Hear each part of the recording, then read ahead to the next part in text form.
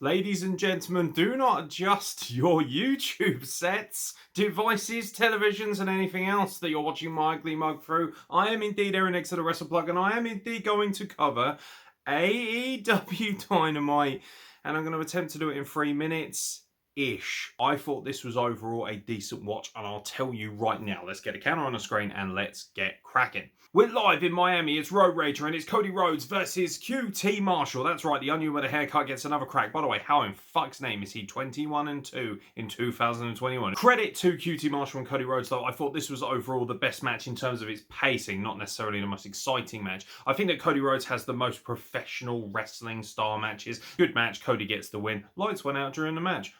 Wonder why that might be. Forget it. We're a real country, and we deserve all the rights and privileges that everyone else gets. But we have to think about the welfare of our children. Stewie, is that you? Look, Lois, my mind's made up. I'm not giving up an inch of Praetorian soil. It's not a sign of weakness to compromise. I just think you should... Peter, stop staring at my chest. Oh, yeah, sorry, Lois. Sean Spears is backstage. He talks shit about Sammy Guevara, and then Sammy Guevara lobs a chair in his face.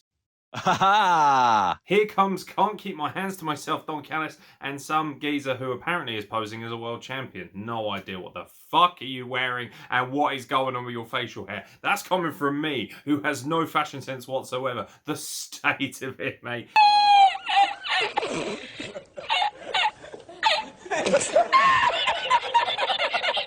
Evil Uno interrupts him, and I'm actually a huge fan of Evil Uno. I like the suit, I like the mask, I like the get-up, I love his cadence on the microphone, I love the way he just chastises both of them in. And to be fair, Kenny Omega drops arguably the most entertaining thing I've seen him do in months, when he says, "What is the capital of Thailand?" And he goes, "It's Bangkok." Kaboom! I've been frozen for 30 years. I've got to see if my bits and pieces are still working. Dark Order attempts to make the save. They're cut off at the pass by the Elite, and then of course Hangman Page comes down and he sends the Elton John cosplay packing with shit in his pants. Good stuff. Please, please, please, can we finally get a belt off of Elton John cosplaying onto a real wrestler, please?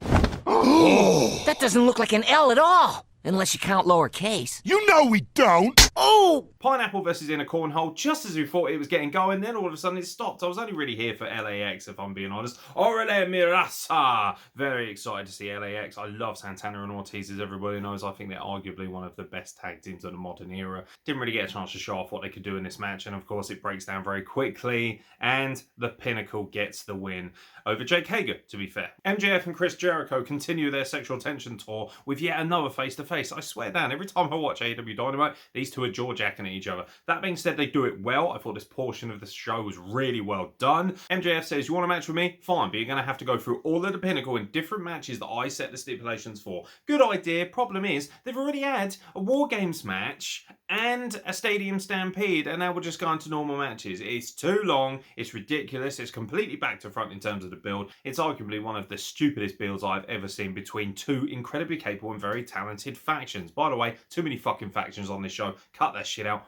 Way too much nonsense and shenanigans going on. That being said, thought this segment was great. Chris Jericho, of course, hits him with a Judas effect. See you next week, lads.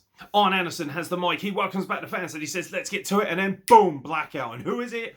Holy bollocks, it's Tommy End. But we're not calling him Tommy End, we're calling him Malachi Black, even though the crowd were ferociously chanting for Tommy End. Cody versus Tommy End is going to be a spectacular rivalry. Please make it mean something, not just one match and done. Make it a feud, make it important, and also let's make Tommy End a big main event star, which he deserves to be. Great debut, to be fair. Lance Archer comes down and beats the shit out of Dan Lambert, and I really don't understand the fucking point in that. Lance Archer, by the way, should be doing so much more than this, just essentially being a gatekeeper and decking an old man. It doesn't make him look good, and frankly, it actually makes Dan Lambert look a bit like a face after all the tirade he went on.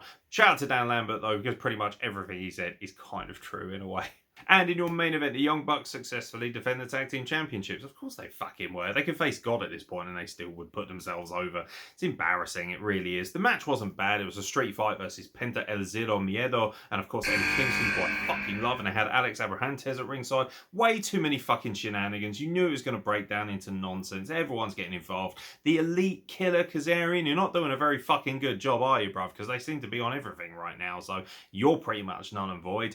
The match was fine for what it was, but I knew that the Young Bucks were going to win, and also it's very, very difficult to take a faction seriously when their heavies are guys like Michael Nakazawa and Brandon Cutler, who are literally at the arse end of nowhere when it comes to the veritable who's that of professional wrestling. And with an exclusive and much later buzzer than normal, that brings to an end our brief flirtation with AEW Dynamite. I haven't watched it in a few weeks. Do you want my overall opinion? I thought the show was okay. I thought it was decent in places. I thought it was world class in other places. And I thought it was fucking turgid in others.